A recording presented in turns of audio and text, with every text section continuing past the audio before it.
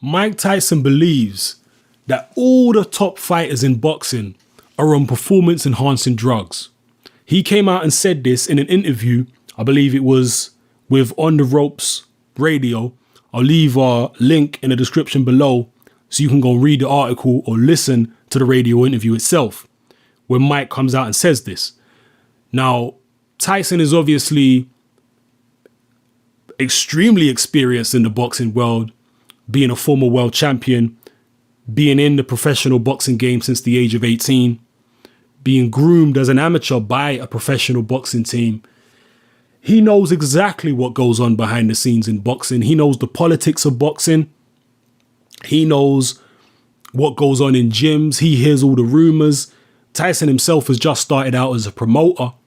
Right? He's worked amongst the most, with pretty much the most corrupt, or one of the most corrupt boxing promoters of recent times, Don King. He's worked with various different trainers. Tyson knows what goes on.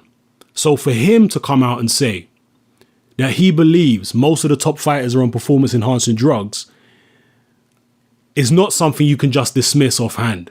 It's not like someone like me who's never been a professional fighter, or, anyone on YouTube or any of the boxing writers out there. It's not like them saying it. We're talking about someone that knows professional boxing from the inside out, and he's experienced it over several decades, right? This guy's coming out saying he believes that most of the top fighters today are on performance-enhancing drugs. He says that, he doesn't come out and say he's accusing anyone. He says that's just his personal belief based on what he knows about the game, based on what he's seen, based on his experience. He believes that most of the top guys are on performance-enhancing drugs. And Mike is the kind of guy who, if he did know for a fact that certain top guys were on PEDs, he wouldn't come out and snitch on them. That's not the kind of guy Mike is. That's not how he was raised. But yeah, he does believe that, in his own words, he says all the guys who can afford it are on it. That's his own words. So he's talking about Mayweather. He's talking about the Klitschko's. He's talking about Pacquiao. He's talking about, I guess, David Haye. He's talking about all the top guys in boxing, the big earners. He says, in his opinion, they're all on PEDs. Now, a lot of fans of those fighters are going to get upset by that statement because they don't want to believe that their particular hero could be cheating. But I wouldn't be so quick to dismiss it. Like I say, Mike is very experienced. What motivation would he have? That's what you have to ask yourself for saying something like that. Unless he'd seen quite a lot of circumstantial evidence, or maybe concrete evidence, to prove it to be the case. Why would he come out with that kind of statement? It's very interesting. Me personally, and again, this is just my personal belief. I'm not accusing no one of nothing. I think Mike is probably right. Now, a lot of people talk about random drug testing. The problem with random drug testing, and I've been through this before in previous videos, random drug testing does catch fighters. But if you have the right amount of money, you can easily pay for your dirty test to come out clean. Easily. Right? We've got a couple of recent examples of why random testing isn't all what is cracked up to be. Vladimir Klitschko and Alexander Povetkin are set to fight in a heavyweight unification. Well, it's kind of a unification anyway. WBA regular champion against the super champion, whatever the hell that means. So in this particular fight, neither guy wanted to use the other guy's testing agency for the drug testing. Right? Neither guy was willing to have the other guy's VADA approved. I believe it's WADA or VADA approved testing agency. Both of these agencies are approved by WADA or VADA. All right. And Povetkin didn't want to use Klitschko's one. Klitschko didn't want to use Povetkin's one. But yet they're both WADA testing agencies. So why didn't either of these guys want to use the other one's? Because they don't trust the other agency. They know that the other agency could be corrupted. Or on the flip side of that, they may know that the agency that they're working with is corrupted and that they themselves are on PEDs and working with that particular agency, they know that they're going to get away with taking PEDs. They know that their dirty samples are going to come out clean because they got that agency on the payroll. Boxing doesn't have a umbrella organization, testing organization that handles all the testing for boxing. And because of that, because there isn't any giant umbrella organization that takes care of all the testing, it leaves it more open to corruption. Now, even an umbrella organization could be open to corruption, but if all the particular fighters in boxing had to pay a certain fee to this organization, everyone pays the same amount, then it would have a bit more uniformity to it. And it wouldn't be as easy to corrupt an organization like that as it would be to corrupt smaller organizations who work with individual fighters. So the one example, like I said, was Klitschko and Povetkin situation, right? Neither guy wants to use the other guy's agency. The whole thing is dodgy as hell. And in the end, they've settled on using two separate agencies. Klitschko's going to use his agency and Povetkin's going to use his. I mean, ridiculous. Absolutely ridiculous. If they both have paid off their particular agency, I'm not saying they have, but if they have, right, theoretically, then both of them could come into the fight on performance enhancing drugs and no one's going to get caught. Ridiculous. But then again, I guess that would be a level playing field. The other example is Tim Bradley against Juan Manuel Marquez. Bradley wanted to use one particular agency. He wanted random drug testing with, I believe, VADA. Marquez flat out refused it. And Bob Arum came in and said, we're going to use Nevada State Athletic Commission to do the testing. Yeah, the reason why fighters are refusing all these kind of things, refusing this agency and they want this particular agent, is because the fighters themselves know that even the agencies are corrupted. They know this. That's why these kind of things are going on, people. So as much as you have fighters out there that say, oh, I'm going to take random testing and do all this kind of stuff, it doesn't mean that fighter's clean. Believe you me, folks, it don't mean that fighter's clean. If a fighter has enough money, he can have this random drug testing done, even though he himself is on drugs. But he can have his opponent take a real drug test. Yeah. So let's say they both came into the fight on drugs. Only his opponent would get caught. Best believe that goes on. Best believe it goes on, people. Yeah, don't be so naive. That kind of thing happens. And like I say, the Klitschko-Povetkin thing should show you what's up. The Marquez-Bradley thing should show you what's up. Yeah, this is what goes on. Now, getting back to what Tyson said, this is his belief that, most of the top guys are on drugs. And I think he's probably right. I don't have concrete evidence to point fingers and say this guy's definitely on drugs or that guy's definitely on drugs. I'm not pointing any fingers. I'm not coming out and outright accusing any fighter because I don't have concrete proof. But in terms of my belief, based on all the circumstantial evidence I've seen and all the dodgy things going on with these testing agencies and fighters not wanting to use particular agencies and wanting to use their own. And, it's all this dodgy stuff that's going on.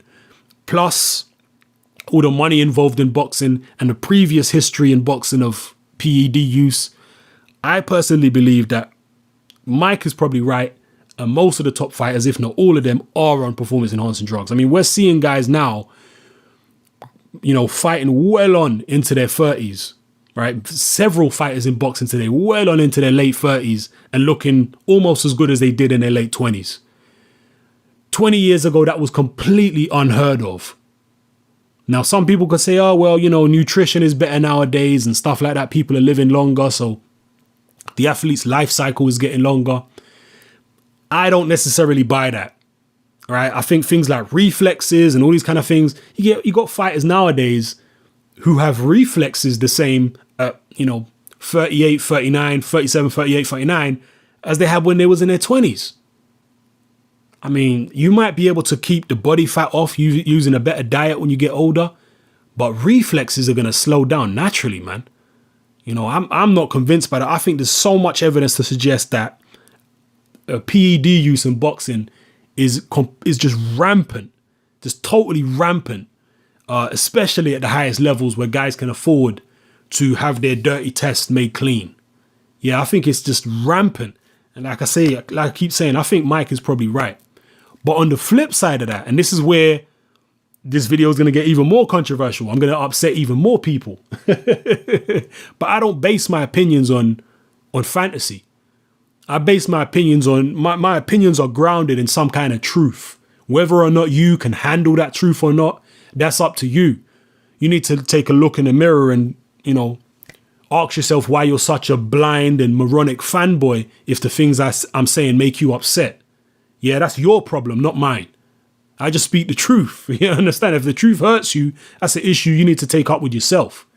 But this is where this video is going to get even more controversial. Now, I briefly touched on the idea that why would Mike have motivation to say the top fighters are on drugs? Well, he might have a motivation to say it, not just because he sees evidence, because I do think there's a lot of evidence to suggest that a lot of the top fighters, or most of them, are on performance enhancing drugs, or, maybe on performance enhancing drugs. But he may have another motivation for saying it.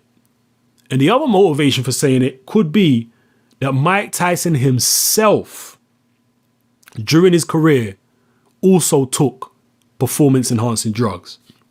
Now, I was a guy who grew up with Tyson, watching him, throughout the 80s and 90s. I grew up watching him.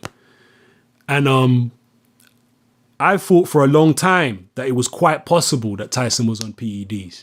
But I'm not going to cover that issue in this particular video. I'm going to do a separate video on Tyson possibly being on PEDs during his career.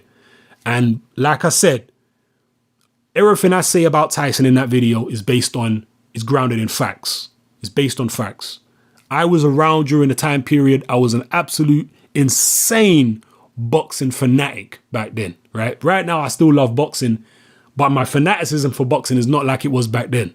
When I was a teenager growing up, watching Tyson, I was completely fanatical about the sport. I used to tape every single fight, even garbage fights on the TV. I used to tape them anyway and watch them. I used to read every magazine. I used to buy all the magazines religiously. I used to read about all the fighters. I used to know everything you could possibly know about them, from all the magazines: KO Magazine, Ring Magazine, Boxing Illustrated, Sports Illustrated, Boxing News, Boxing Month, every single boxing publication out there. I used to buy it, right, and read it religiously without fail. I used to order them from my newsagents, and I was around during the time when Tyson was, when Tyson's career was ongoing, when he was in his prime and after he came out of prison. I was around during them times. Do you understand? I followed his career very closely. And I think there was quite a lot of evidence to suggest that he may well have been on performance enhancing drugs himself. And that may be a motivation to come out and speculate that all the fighters today, or all the top fighters today, are on performance enhancing drugs. That might be a motivation for him to do that.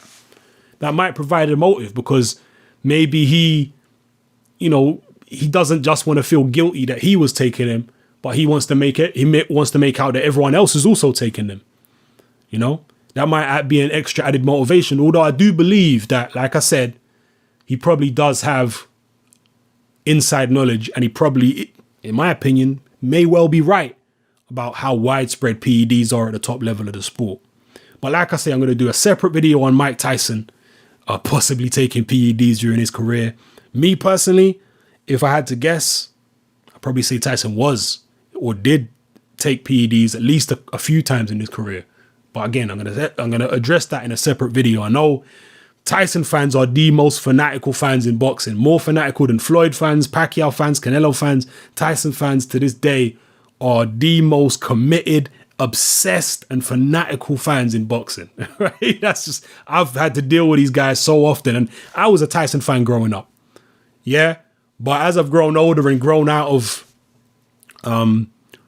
idolizing certain, individuals, because back then I was a teenager, teenager, you're young, you're stupid, but as a grown man, you shouldn't be idolizing anyone, So you as a grown man, you should be able to look at someone for what they really are and stop deifying them and making them out to be godlike, because they're not godlike. They're just human beings. They do things wrong like everyone else. They're not as perfect as you think they are. With a lot of Tyson fans, they tend to think Tyson is this victim. The reality of it is, even he himself admits that he ain't no victim for the most part. In fact, he's been victimizing other people just as much, if not more, than people have victimized him in his life. That's the reality of it. And when you grow up and you know, you drop all that fanboyism, you can see things for what they really are, you know. But the sad thing is today is we're not talking about teenagers being fanboys in the YouTube boxing community and whatnot, in the boxing community in general. We're talking about grown men being fan. Anyway, I'm going off on a tangent, so I'll do a separate video about Tyson. But drop your comments below. Let me know how you felt about what Tyson said. Do you concur with what he said? Do you completely disagree? Do you think he's just saying it to, you know, take the pressure off himself or to take the blame off himself because he may have used, you know, let me know, man. Drop your comments below. This is Hatman. I'm out.